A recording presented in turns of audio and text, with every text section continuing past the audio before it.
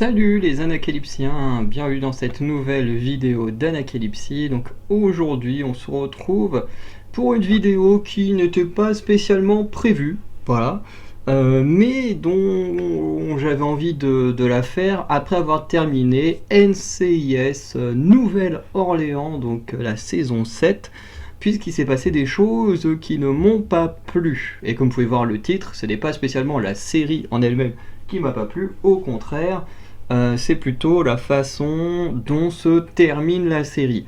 Voilà.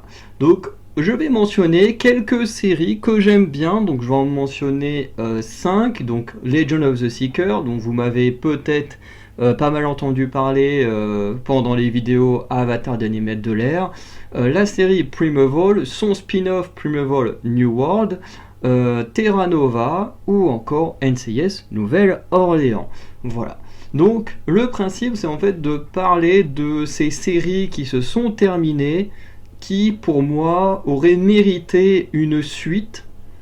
Alors Legend of the Seeker c'est un petit bonus, c'est juste que j'ai très envie, moi je rêverais d'avoir une suite, je m'expliquerai pourquoi dans le cas de Legend of the Seeker par contre ce n'est pas grave de ne pas en avoir, mais pourquoi dans le cadre des 4 autres séries, entre guillemets c'est plutôt grave de ne pas avoir de suite. Voilà, mais après moi c'est parce que j'adore ces séries là. Bref. Du coup, je vais parler de tout ça. Du coup, je vais spoiler les fins de séries ou de certaines saisons. Surtout les dernières saisons, bien entendu. Donc, voilà. Donc, si vous voulez, enfin, si vous ne connaissez pas ces séries-là et que vous voulez les découvrir, je vous conseille de ne pas regarder cette vidéo parce que du coup, je vais clairement spoiler les fins de toutes ces séries. Donc, vaut mieux pour vous de ne pas regarder cette vidéo. Si vous connaissiez déjà ces séries-là, que vous voulez avoir mon avis, continuez. Et si vous ne les connaissez pas, mais vous vous en foutez de connaître la fin de séries que vous allez peut-être jamais regarder, vous pouvez rester aussi. Mais si ces séries-là, encore une fois, je répète, Legend of the Seeker, Primeval, en français Nick Cutter et les Portes du Temps, Primeval New World, parce que comme il n'y a plus de Nick Cutter dans New World, forcément ils ne peuvent plus utiliser le Nick Cutter et les Portes du Temps. Voilà, Terra Nova et NCIS Nouvelle-Orléans. Donc voilà, si ces séries-là vous intéressent, évitez de regarder la suite de la vidéo, et sinon on est parti pour Legend of the Seeker en premier. Alors, Legend of the Seeker, comme je disais, c'est un cas un peu à part, parce que d'un côté, c'est une série de Sam Raimi dont j'aimerais beaucoup avoir une suite, même si maintenant la série elle date, je crois qu'elle date des années 2000, parce que je regardais ça quand j'étais adolescent, donc facile, c'est une série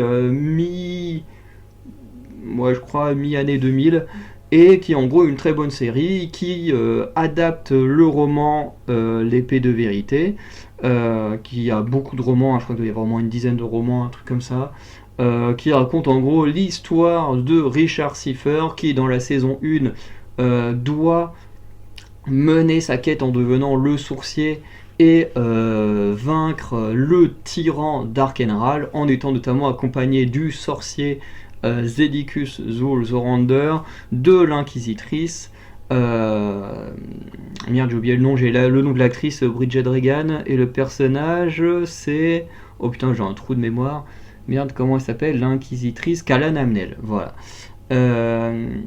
Et ensuite dans la saison 2 le même trio avec en supplément la mortite Cara Mason, un truc comme ça, c'est sûr que son prénom c'est Cara, le nom de famille je suis moins sûr. Du coup vont devoir cette fois accomplir une nouvelle quête qui est d'affronter le gardien, voilà, qui est une sorte de créature, une sorte de royaume des morts, voilà, qui veut revenir sur Terre et foutre la merde, quoi. Voilà. Et leur but, c'est de réussir à faire en sorte que le gardien ne s'extirpe jamais de là où il est. Et voilà. Ce qui fait que c'est une série qui est géniale, franchement c'est de la très très bonne fantasy, moi je surkiffe, le casting il est très très bon, que ça aille des personnages principaux, mais aussi des petits caméos, Bon, déjà, Darkenral est joué par Craig. Alors, Craig Horner, c'est l'acteur principal. Et du coup. euh, c'est comment c'est pas Craig Parker, un truc comme ça, qui d'ailleurs qui a joué dans Underworld 3, mais surtout qui a joué dans Le Seigneur des Anneaux, où il jouait un elfe qui est ami d'Aragorn, là, qui se fait tuer au gouffre de Helm. Bref. Parmi les caméos, on a aussi l'un des nains du Hobbit, qui fait un caméo dans l'un des épisodes. Et surtout, on a John Rhys Davis, donc l'acteur de Gimli dans Le Seigneur des Anneaux, ou qui a encore joué, je ne sais plus le nom de son personnage, dans Indiana Jones. Bref, le mec qui fait un caméo. En plus, sur un personnage très important. Il a qu'un épisode, mais c'est un personnage très important. C'est génial de voir un acteur comme ça. Bref, la série est vraiment très bonne, effectivement. Comme elle se passe en Australie, que la plupart du casting est australien et tout, forcément on a pas mal d'acteurs qui ont joué dans Seigneur des Anneaux, le Hobbit. Je crois qu'il y a aussi un épisode avec Dean O'Gorman qui joue Philly, si je me trompe pas, entre Philly et Killy. Bref, on a des bons caméos, des très bons acteurs. L'histoire, elle est très bonne. C'est en plus une narration que moi j'aime beaucoup. C'est une narration où chaque épisode, il y a une nouvelle histoire. Mais en même temps, on fait avancer le fil rouge. C'est-à-dire que, par exemple, Richard Seifer, entre l'épisode 1 de la saison 1, où il est juste un jeune berger, enfin je sais plus, je crois peut-être pas un jeune berger, mais bon voilà, c'est un jeune gars qui travaille dans son village et tout ça, voilà, qui n'a pas de problème, hein, qui est tranquille, et qui est très insouciant, très naïf, qui va passer du héros, courageux, qui défend les oppressés contre la tyrannie de Darkenral, qui va accomplir sa quête et tout. Enfin bref, c'est plus du tout le même. Et chaque petite aventure qu'il vivra dans chacun des épisodes, du coup, l'aura mené à devenir vraiment le héros de la prophétie. Et, euh,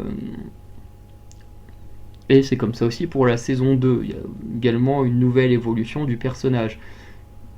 Et, euh, et du coup, tout ça est assez cool. Mais on aurait, peut-être pas que moi, hein, si, il y a aussi Charisma Carpenter, une actrice de Buffy contre les vampires, qui fait aussi un caméo de un ou deux épisodes parmi les Mortsites, qui est très très cool aussi. Bref. Mais du coup, ce que je disais, la série est vraiment très bonne, elle est très qualitative, mais pourtant, il n'y a que 2 saisons de 22 épisodes. Donc c'est déjà pas mal, hein, mais je trouve que c'est dommage qu'on n'ait pas eu plus. Parce que on a de la bonne qualité, des bons effets spéciaux, et quand on sait qu'il y a beaucoup beaucoup plus de romans, on se dit qu'on aimerait avoir le reste des histoires, vraiment. Euh, qui pourrait être adapté. Après, comme je disais, l'avantage de la série, c'est que elle se conclut quand même de manière assez honnête envers le spectateur. Ce que je veux dire, c'est que la saison 1, par exemple, la saison 1, on a Richard Seifer qui accomplit sa quête de vaincre Darkenral. Voilà. C'est sa quête, il la termine, paf, techniquement, tu annules la saison 1 là, voilà, il n'y a pas de problème, pas besoin de faire une suite. Ensuite, ils en ont fait une, la saison 2, faut vaincre le gardien, paf, à la fin de la saison 2, le gardien est à nouveau scellé dans sa faille, et il fera de mal à plus personne. Bon.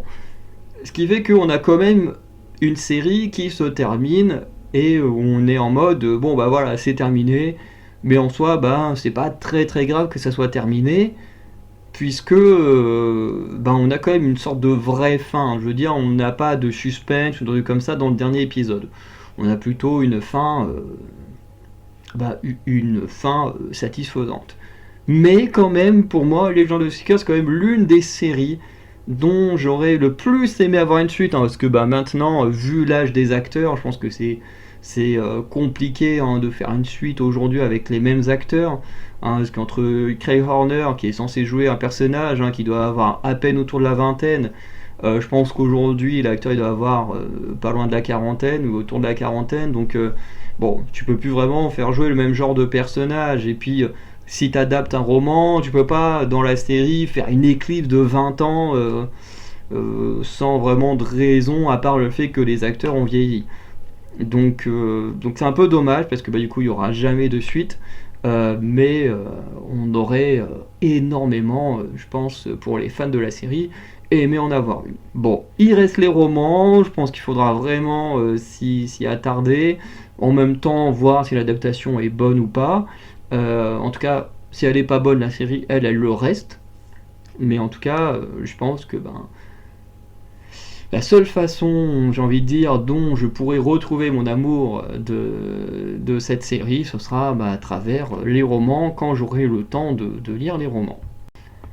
Ensuite, on va passer à Terra Nova, donc Terra Nova, qui est une série américaine produite par Steven Spielberg, donc encore une série produite par un gros nom, parce que Sam Raimi c'était déjà un gros nom. Bon, pour les 3 séries qui suivent, et c'est des noms quand même moins importants qui ont produit les séries, hein. D'ailleurs c'est tellement moins important que je n'ai pas spécialement les noms, à part pour NCIS Nouvelle-Orléans, mais voilà.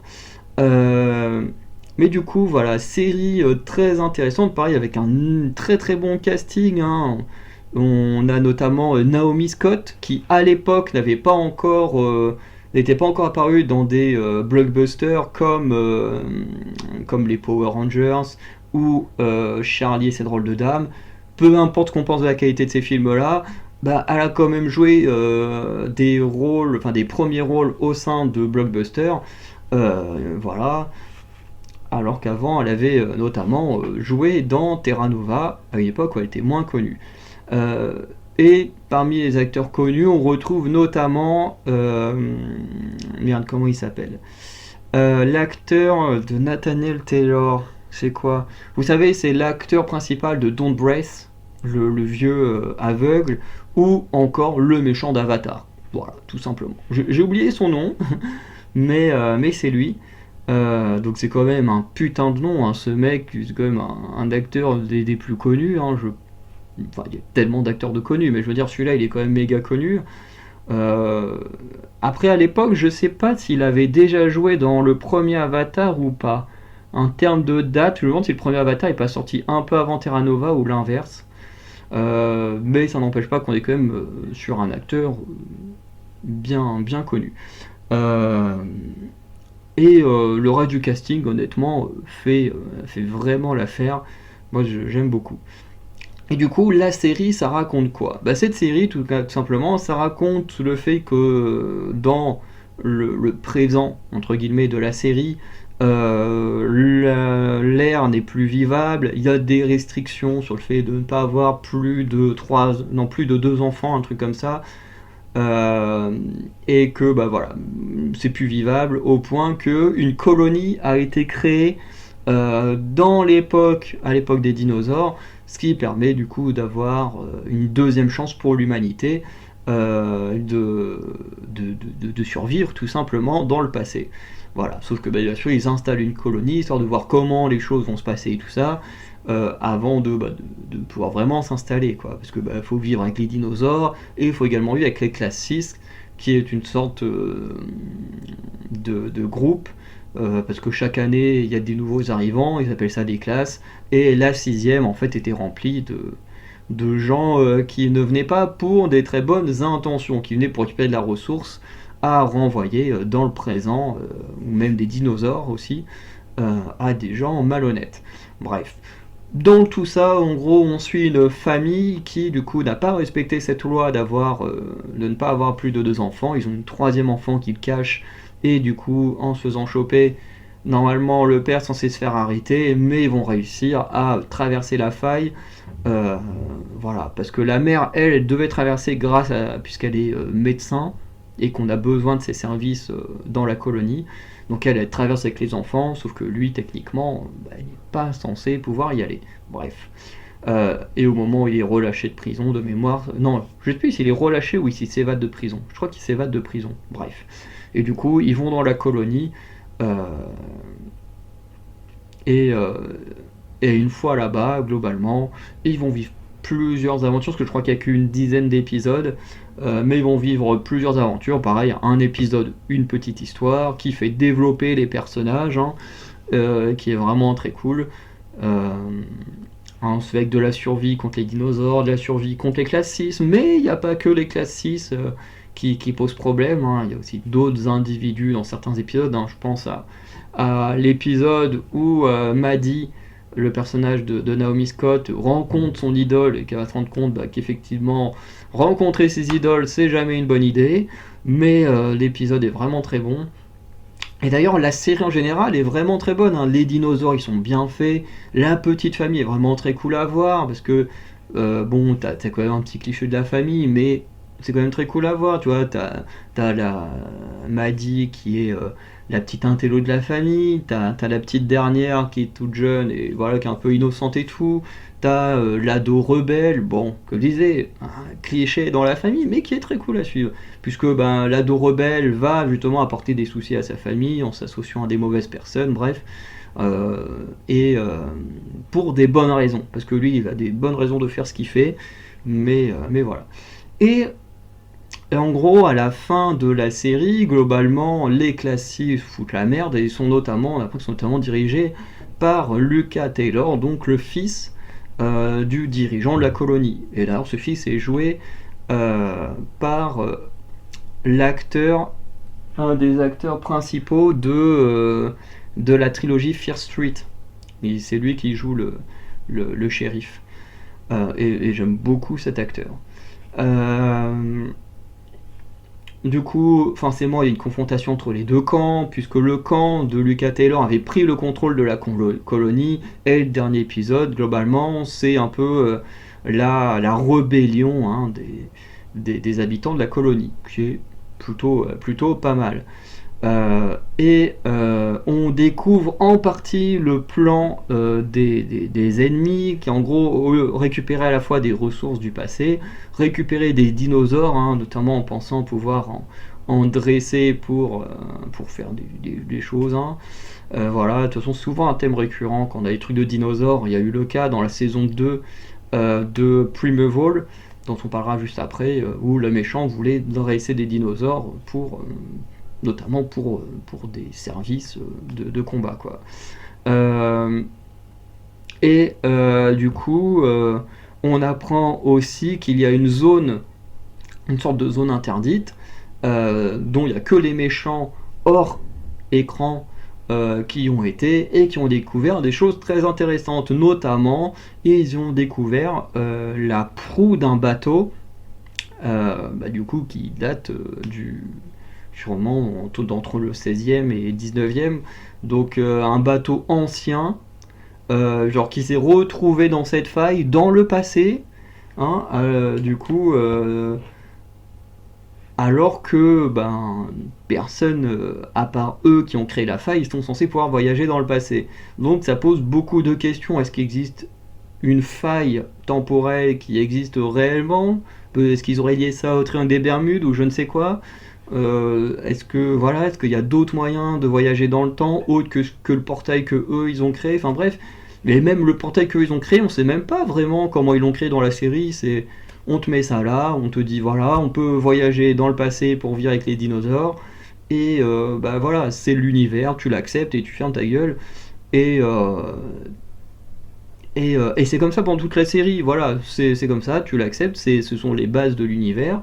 Mais c'est vrai que quand à la fin on te dit, voilà, il y a des restes d'un navire de la Renaissance ou je sais pas quelle époque qui est retrouvé dans les terres interdites, et que tu te dis, à l'époque il n'y avait pas de portail, donc tu dis comment un truc qui date d'après les dinosaures peut se retrouver là-bas sans avoir passé le portail qu'on a créé. Enfin bref, là tu commences à remettre en question plein de choses concernant l'univers, et malheureusement ce sont plein de questions dont on n'aura jamais de réponse. Bah oui, parce que même si on te fout un mystère sur ce qui a été trouvé dans cette zone interdite, et en plus je crois qu'on te montre, hein, la proue du bateau, on se doute bien que si saison 2 il y aurait eu, eh ben il y aurait eu des expéditions là-bas pour voir qu'est-ce qu'il y a eu d'autre. Enfin, qu'est-ce qu'il y a d'autre dans cette zone, pourquoi cette zone abrite des objets d'une époque qui n'est ni celle des personnages du présent, ni celle des dinosaures, enfin bref. Et il y a tellement de mystères autour de tout ça, le fait de continuer la survie, parce qu'en plus, à la fin, quand on a l'affrontement entre Nathaniel et Lucas Taylor, alors qu'on pense que Lucas Taylor est mort, on ne retrouve pas son corps, ce qui montre qu'il est encore en vie et qu'il s'est enfui. Donc c'est une série où t'as quand même un peu cette fin heureuse en mode oui, bon bah voilà, les habitants ont récupéré leur maison, leur colonie, mais t'as aussi ce côté hyper frustrant où Lucas Taylor, qui est l'un des méchants principaux, a disparu. Le côté où on te met du mystère vraiment à la fin de l'épisode sur les zones interdites et qu'au final on ne saura jamais ce qui s'y passe, pourquoi il s'est passé le fait de retrouver des objets d'une époque qui n'est ni celle des personnages ni celle des dinosaures, enfin bref. J'aurais tellement aimé globalement qu'on ait une saison 2 pour expliquer toutes ces choses-là et conclure vraiment la série d'une bonne manière, plutôt que de laisser les gens sur leur faim avec plein de questions en suspens. Voilà. Ensuite, on va parler de Primeval, anciennement Nick Cutter les Portes du Temps pour les 3 premières saisons. Donc là, qui est une série anglaise et qui est une très bonne série, l'une de mes préférées. Voilà. Qui globalement en fait raconte l'histoire d'un groupe qui vont découvrir les anomalies et devoir combattre les anomalies. C'est aussi simple que ça. Voilà. Donc en fait comment ça marche, c'est que dans les anomalies sortent des créatures. Donc la plupart du temps ce sont des dinosaures, mais il y a aussi des animaux préhistoriques, comme le gorgonopsien qui est plus préhistorique qu'un dinosaure. On a également des créatures qui viennent du futur, donc une façon d'imaginer ce que pourrait être le futur. D'ailleurs, la série en a imaginé 2 différents, une milieu saison 2 et ensuite fin saison 2, et puis cette version revient à plusieurs reprises. Non, quoique, il y a même une 3e version du futur, mais qui est plus ou moins liée dans les saisons 4 et 5, puisqu'il y en a une où les humains n'existent plus, et dans l'autre, les humains ont quand même réussi à survivre, mais ils vivent sous terre. Mais c'est avec les mêmes créatures par contre. Et il y a aussi un épisode où c'est Sir Williams, donc un personnage du Moyen-Âge qui arrive à l'époque des années 2000, quoi. Puisque la plupart des séries dont je parle, à part une CS Nouvelle-Orléans à la fin, sont des séries des années 2000, début 2010, quoi, au plus. Et du coup, le principe, c'est juste de récupérer ce qui sort de l'anomalie pour l'y renvoyer, afin d'éviter de provoquer des changements dans le présent. Puisque ils ont une théorie qui fait que si on fait une bêtise dans le passé, ça aura un impact dans le présent. Et c'est exactement ce qui s'est passé, notamment à la fin de la saison 1. On a notamment des créatures du futur qui vont se retrouver dans le Perméen, ce qui fait que ça va déclencher un changement dans le présent, avec notamment le personnage de Claudia Brown qui va totalement disparaître de la réalité, devenant Jenny Lewis, une sorte de double, mais qui n'est plus Claudia Brown, et notamment à la base cette petite équipe qui était un peu décousue. T'as Abby qui travaille dans un zoo, Connor qui est étudiant, Stéphane et Nick Cutter qui sont des professeurs. Bon, il y a comment il s'appelle comment il s'appelle le directeur. En plus il est génial. Bref, je vais pas revoir, mais globalement, un mec du gouvernement qui travaille en lien avec eux, et voilà, et Claudia Brown, je sais plus trop d'où elle vient, elle. Mais bref, à la base, c'est une équipe de gens qui viennent un peu partout, et avec le changement d'époque, et ben, d'un coup, il y a un CRA, donc un centre de recherche des anomalies, qui existe, qui, euh, qui du coup ben, devient un truc vraiment officiel à Londres. Et, euh, et voilà, et il va y avoir un truc assez similaire dont on va parler par la suite avec la prochaine série. Mais du coup, qu'est-ce qui fait que cette série, pour moi, aurait mérité une suite? Et bien, tout simplement parce que la fin est. C'est même pire que ce dont on a parlé avec Terra Nova. Parce que Terra Nova, on avait quand même une petite fin entre guillemets satisfaisante, malgré tous les éléments en suspens dont j'ai parlé. Ici, la série a toujours plus ou moins réussi, tant qu'elle savait qu'elle ferait des suites, à créer du suspense. C'est-à-dire que la saison 1, elle se terminait. On avait Nick Cutter qui était à moitié dans l'anomalie et qui était en mode oh non, on a changé quelque chose. Et du coup, on ne sait pas ce que c'est et tout, mais on le découvre au début de la saison 2. Ensuite, fin de saison 2, on a la mort d'un personnage principal.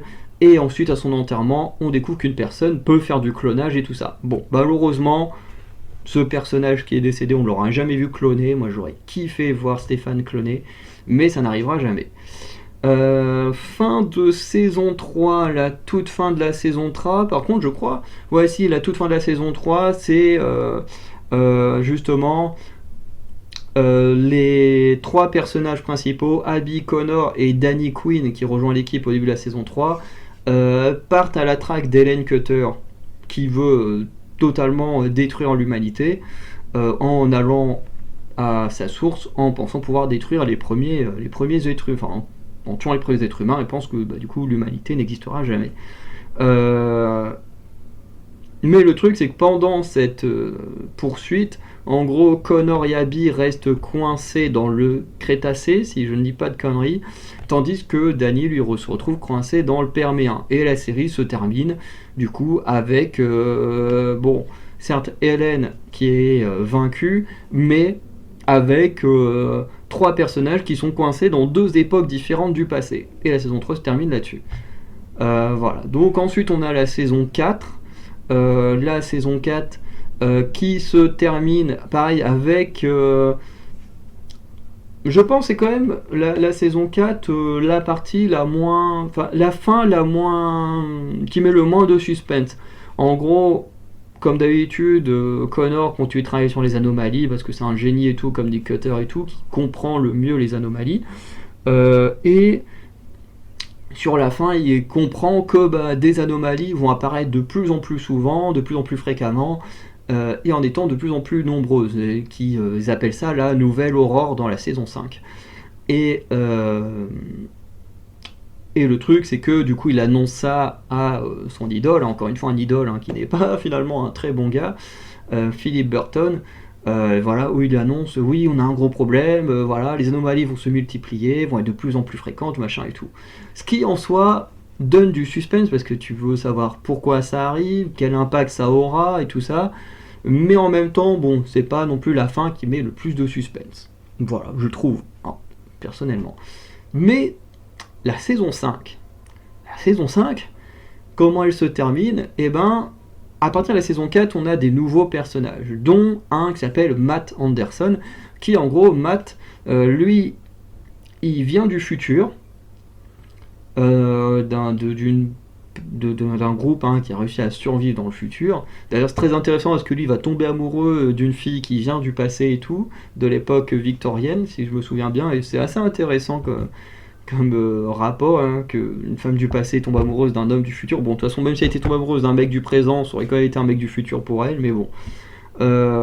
Mais du truc, c'est que Matt, il vient du futur, et sa mission, en gros, comme de nombreuses personnes avant lui, c'est d'enquêter sur la personne qui a provoqué cette fin du monde, ce qui fait que il enquête sur des personnes qui touchent aux anomalies, qui travaillent avec les anomalies et tout.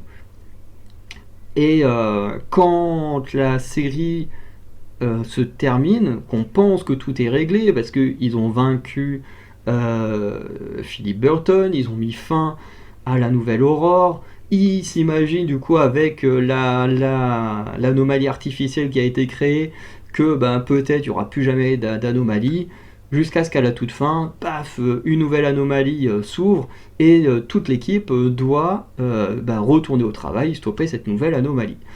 Et en fait, pendant qu'ils partent au travail, tout simplement, Matt tombe sur une version de lui-même, du futur, qui est à moitié balafré au visage et tout. Le mec est dans un état pas possible. Et qui dit à Matt, voilà, il s'est passé un truc, tu dois absolument retourner dans le futur. Et là, paf, la série se termine là-dessus. Alors il y a quelqu'un qui vient parler à Matt et quand il se retourne, sa version du futur, enfin sa version de lui-même, oui, sûrement du futur, on n'est plus là. Et du coup, tu te dis, mais qu'est-ce qui s'est passé? Pourquoi? Bon.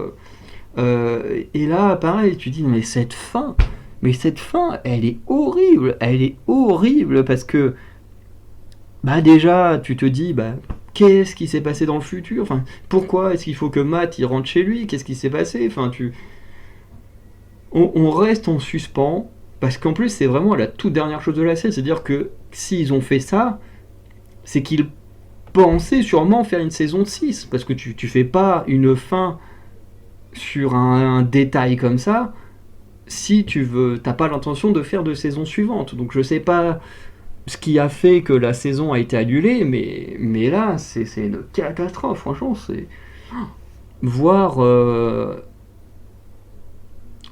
qu'un personnage principal a un problème et qu'il faut qu'il rentre chez lui pour le régler et que jamais on ne saura ce qui s'est passé dans le futur et tout, et c'est un peu relou. Moi, j'aurais tellement aimé qu'il y ait une saison 6. D'ailleurs, Primeval, je sais que beaucoup de fans ont, pas gueulé au point des fanboys dont on peut voir régulièrement sur Internet aujourd'hui, mais c'est vrai que beaucoup ont un peu donné de la voix histoire d'avoir une saison 6 qui malheureusement n'arrivera jamais, même si on est beaucoup à en rêver. Ensuite, on va parler de Primeval New World. Donc Primeval New World, qu'est-ce que c'est? C'est tout simplement le spin-off de Primeval où Nick Cutter est porte du temps, dont on a parlé juste avant. Primeval New World, en gros, c'est tout simplement une série qui se passe au Canada avec des anomalies qui se passent au Canada. Parce que c'est vrai que quand tu regardes Primeval, tu dis, tiens, comment c'est fait que les anomalies, il n'y en a que en Angleterre? C'est un peu bizarre. En plus, quasiment tout au niveau de Londres. Bizarre. Bon, bien sûr, avec Primeval New World, on se rend compte que les anomalies ne sont pas que en Angleterre, qu'il y en a aussi au Canada, au moins au Canada. Donc bon, tu peux facilement imaginer qu'il y en a un peu partout dans le monde au final. Avec ces anomalies au Canada, du coup, on va juste suivre un personnage qui, en gros, on apprend dès le début de sa série que sa femme est morte quand il est tombé sur une anomalie et je sais plus quel dinosaure, c'est sûr que c'est pas un T-Rex, mais une sorte de dinosaure dans le même style, a tué sa femme, et du coup il en est obsédé des anomalies, et il veut travailler, un peu comme l'a fait Nick Cutter dans son coin, sur les anomalies. Bon, dans cette série au Canada, c'est très intéressant parce qu'il y a un rapport à l'armée, parce que l'armée aussi s'intéresse aux anomalies, mais du coup les deux ne travaillent pas vraiment main dans la main, les deux sont plutôt en confrontation. Il y en a qu'un personnage qui est un peu le cul entre deux chaises, on va dire. En plus dans la série, une des actrices principales, c'est Sarah Canning, que j'aime beaucoup pour avoir vu dans Vampire Diaries avant. Et puis bien sûr on a des caméos de Connor Temple, l'un des héros principaux de la série d'origine. Et la série elle est vraiment très bonne parce que du coup on suit toute une petite équipe qui s'entraide pour aider à stopper les anomalies et renvoyer les créatures qui en sortent chez eux. Tandis que l'armée, eux, ont plus tendance à capturer des créatures au lieu de les renvoyer chez elles. Et du coup, tout ça, c'est plutôt intéressant, et ça va mener à un événement qu'on avait déjà connu dans la saison 2 de Primeval, où en gros, dans la saison 2 de Primeval, il y a l'épisode 4, où à un moment donné, en voulant poursuivre Helen Cutter, ils vont traverser une anomalie, sauf qu'en traversant cette anomalie, ils vont se retrouver sur un lieu. En gros, c'est comme si tu étais sur, comment dire, dans une plaine, hein, tout simplement, juste sur une plaine, des collines, et qu'autour de toi, tu as des dizaines d'anomalies, tout simplement. Et, bon, forcément, dans la saison 2 de Nick Cutter, personne n'a osé retraverser notre anomalie au pif pour comment dire, pour retrouver Helen. Bref. Alors qu'à la fin de la saison 1 de Plumeval New World, cette fois il n'hésite pas, de toute façon ils se font un repère pour aller dans la bonne anomalie, afin d'aller, parce que je crois qu'ils doivent récupérer du venin pour sauver l'un des personnages principaux d'un scorpion ou d'une créature comme ça.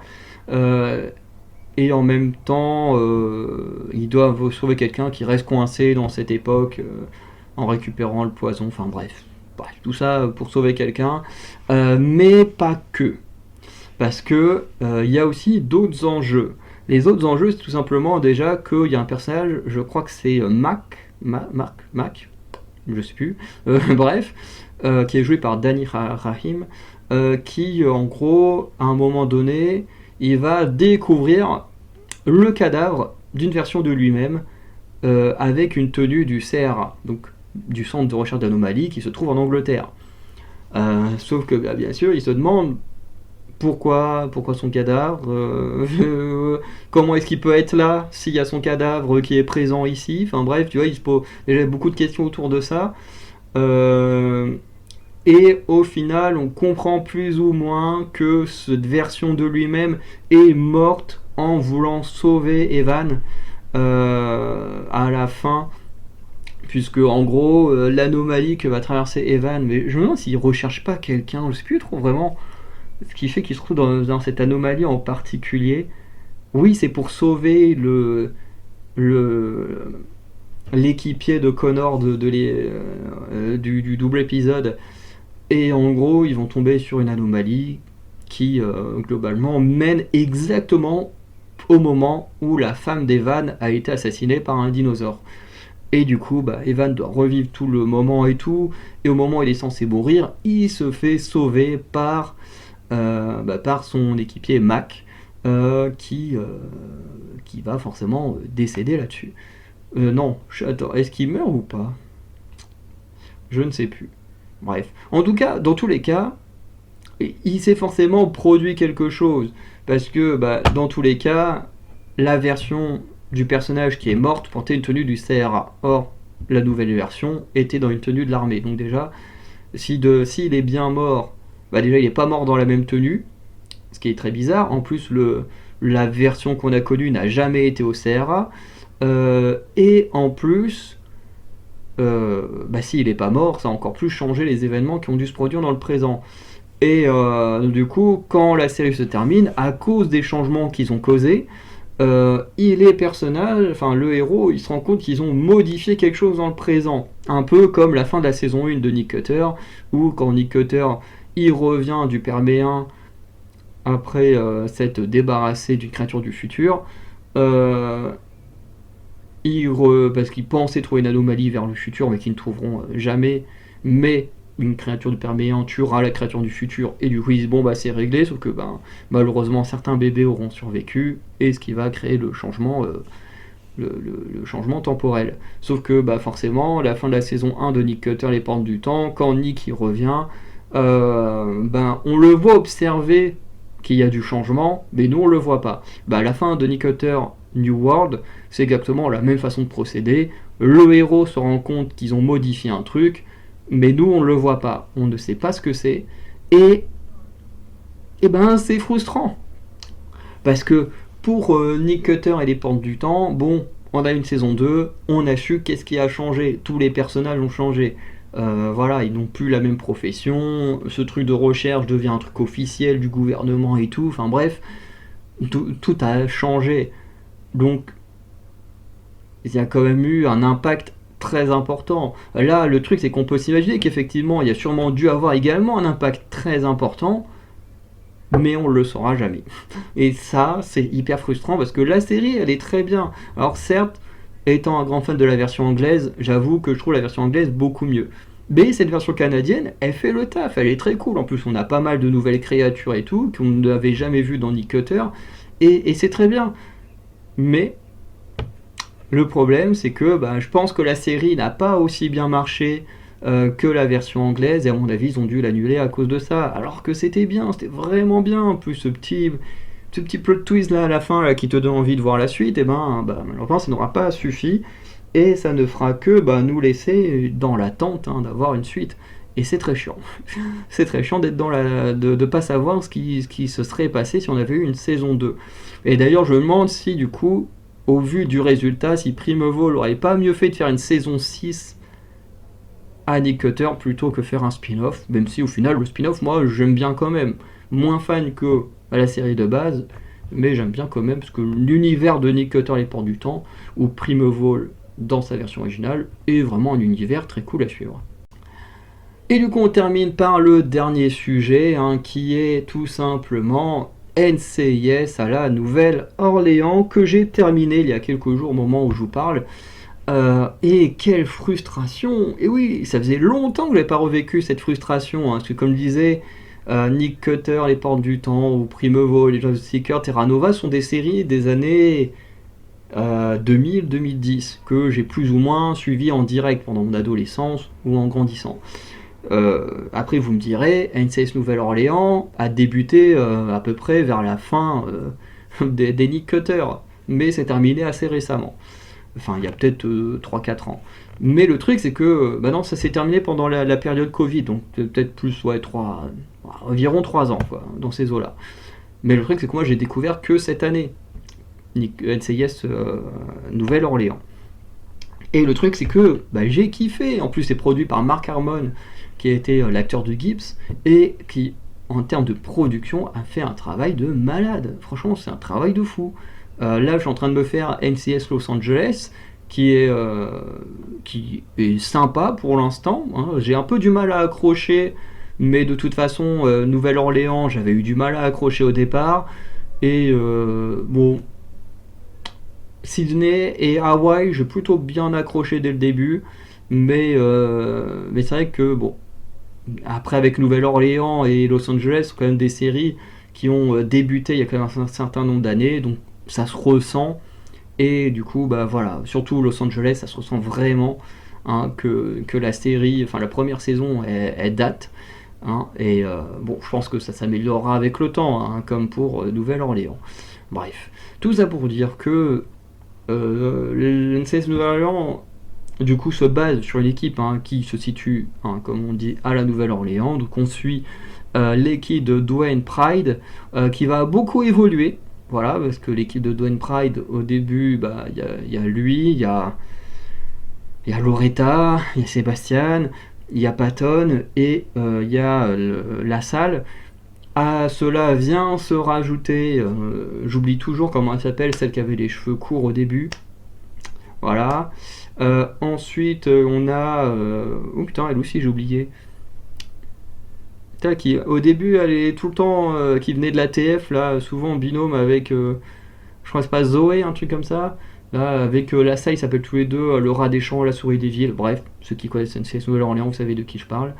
Bref, et qui ensuite, on a l'arrivée de Tammy Gregorio, sûrement un de mes personnages préférés de Nouvelle-Orléans, et de Quentin Carter, pareil, incroyable, en même temps il joue par Michael Davis, que j'aime énormément, et Anna Khoury, pareil, Anna Khoury, j'aime beaucoup, bref. Et du coup, on suit toute cette petite équipe, son évolution et tout ça.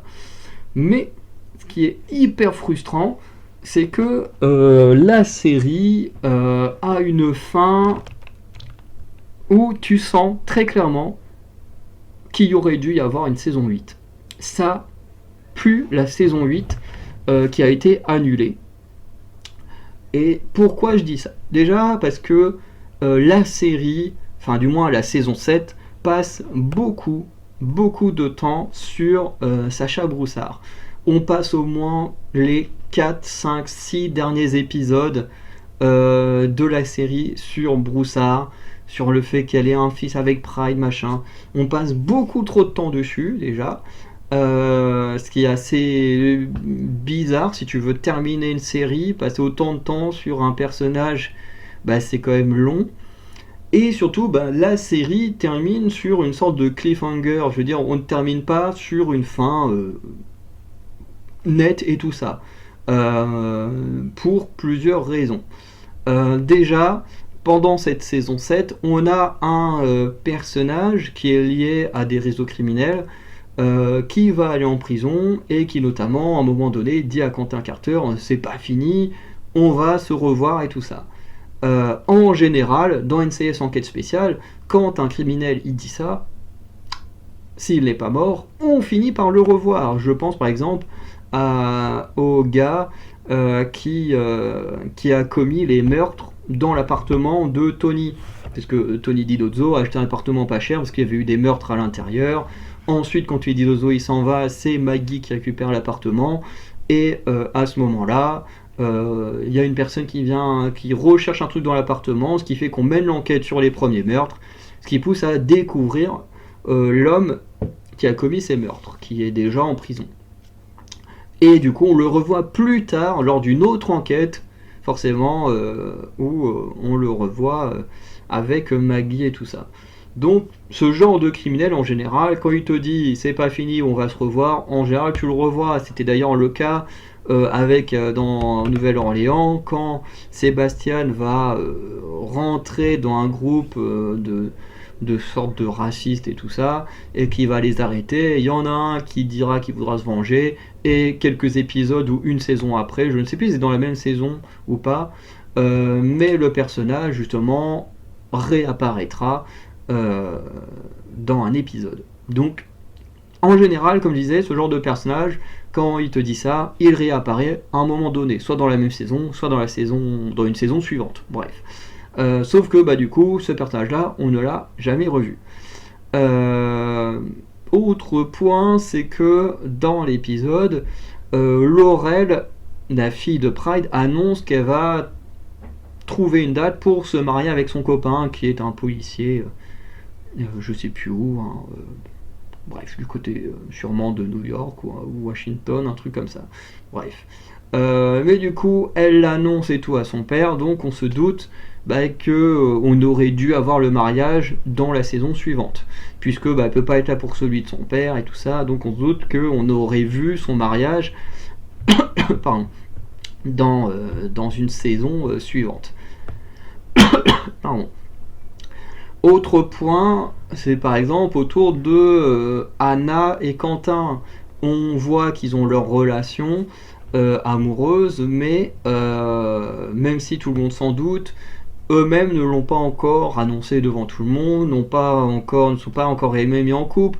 Et on se doute très bien que dans la suite, on aurait eu des épisodes où, par exemple, Quentin aurait rencontré Naomi, la fille de Anna, ou même juste l'ex d'Anna en premier. Enfin bref, on se doute bien qu'il y aurait eu des épisodes un peu dans ce style-là où on aurait revu à la fois comment Anna gère sa nouvelle vie, tout en étant toujours en contact avec son ex et notamment avec sa fille, hein, bien entendu. Bref, je pense que c'est des choses qui auraient été creusées dans la suite. Il y a aussi la mère de Pride, dont on nous apprend que il lui reste que quelques semaines à vivre. Donc on se doute que on aurait eu la mort de la mère de Pride à un moment donné dans la saison 8 et qu'il y aurait eu un énorme impact sur Pride lui-même. Puisque voilà, c'est annoncé, il lui reste quelques semaines à vivre en fonction de sa maladie. Et voilà, on sait très bien que ça aurait dû arriver et ça aurait dû avoir un gros impact, je pense, sur le personnage de Pride. On a aussi à la fin de la série du coup le personnage de Sacha Broussard qui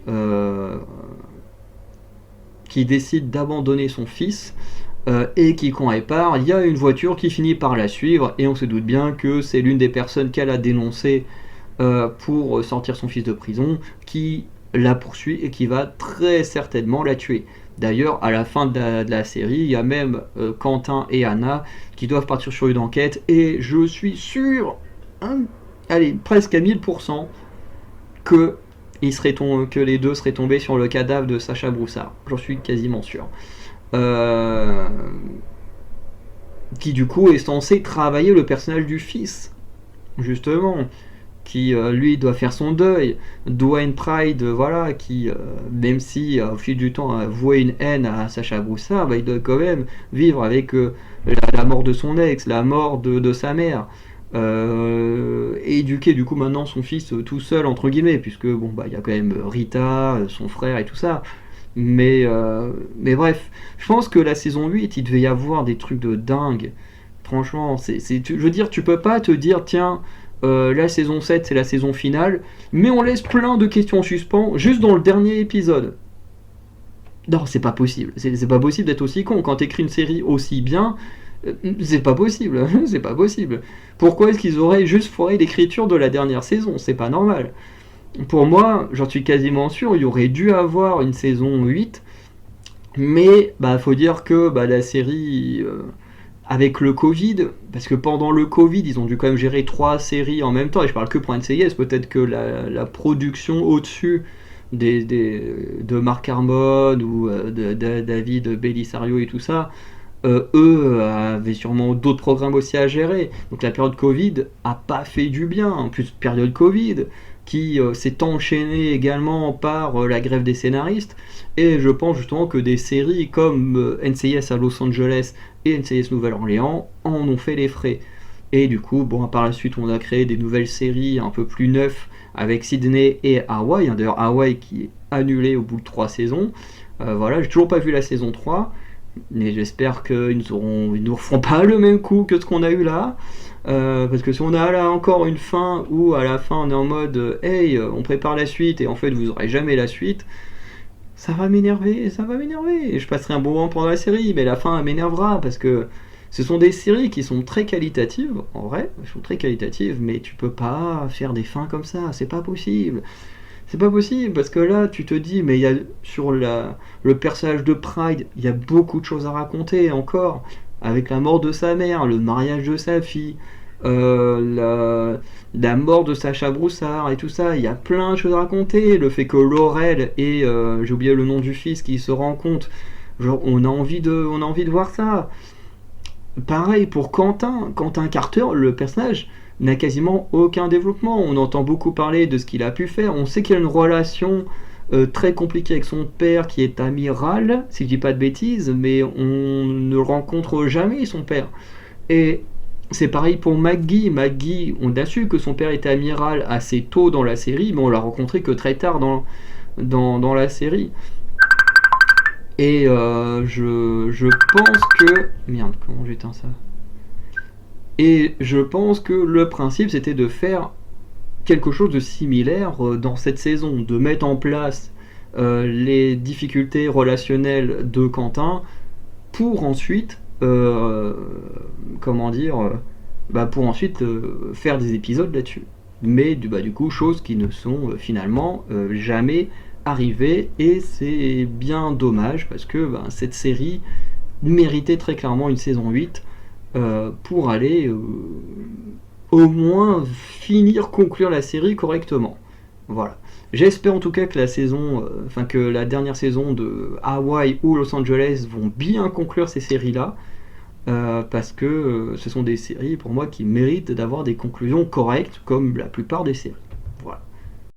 Du coup, avant que j'aille prendre l'appel de ma pote, je vais conclure cette vidéo. Du coup, dans cette conclusion, voilà, je voulais juste parler de séries que j'aime beaucoup, ou que j'ai beaucoup aimées, comme Legend Seeker, Primeval, Terra Nova, NCIS, et qui, pour moi, avaient des fins non satisfaisantes. À part Legend Seeker, qui a quand même une fin satisfaisante, mais pour les 4 autres qui avaient des fins non satisfaisantes, très clairement, hein, qui finissent la plupart sur des éléments qui te mènent à une saison suivante qui du coup n'a jamais existé pour quasiment chacune d'entre elles et dont je pense la plupart des fans auraient aimé avoir une suite. Voilà. Encore une fois, j'espère que NCIS Los Angeles et NCIS Hawaii ont eu des fins correctes pour ne pas donner ces sentiments de frustration à leurs fans par la suite. Voilà. De toute façon, on verra bien. Voilà, donc Legend of Seeker, c'est plus une envie d'avoir une suite, parce que cette série méritait clairement d'avoir une suite tellement elle est géniale, mais bon, c'est comme ça. Il y a tellement de séries qui sortent à l'année que ben, malheureusement, seules celles qui fonctionnent le mieux hein, ont droit à des suites. Et ben malheureusement, hein, ben, ces séries-là dont j'ai parlé, euh, ça ne fut pas le cas. Et bon, après il y a aussi, comme je disais, des cas où parfois il faut aussi faire attention à ce qui s'est produit dans la vie. Entre le Covid qui a fait beaucoup de mal au tournage, les grèves des scénaristes, une qui a eu lieu fin des années 2000, plus celle qui a eu lieu en 2023, voilà, qui ont fait très très mal également aux productions. Donc voilà, il n'y a pas que la qualité des séries en elles-mêmes qui est à prendre en compte, il y a énormément de choses à prendre en compte. Voilà. Donc voilà, je voulais juste parler de ces séries que moi j'adore, pour lesquelles j'aurais aimé avoir une suite, soit parce que les fins sont peu satisfaisantes, soit parce que soit parce que la série, pour moi, méritait une suite. Voilà. Il y en a certainement plus pour moi qui méritaient des suites, mais quand j'ai pensé à cette vidéo-là après LCIS Nouvelle-Orléans, ce sont les séries qui sont venues en tête, donc celle dont j'ai parlé aujourd'hui. Bref. Si vous aussi vous connaissez des séries que vous avez adorées ou les fins ne sont pas satisfaisantes pour vous, qui auraient mérité des suites, n'hésitez pas à me les mettre en commentaire, ça peut être très cool d'en débattre ou d'en parler. Et sinon, moi, je vous dis à très bientôt pour de nouvelles vidéos, dont bientôt sortira les vidéos sur NCIS, la saison 21. Voilà. Donc je vous souhaite une bonne journée, bonne soirée, je vous dis à très bientôt. Ciao tout le monde.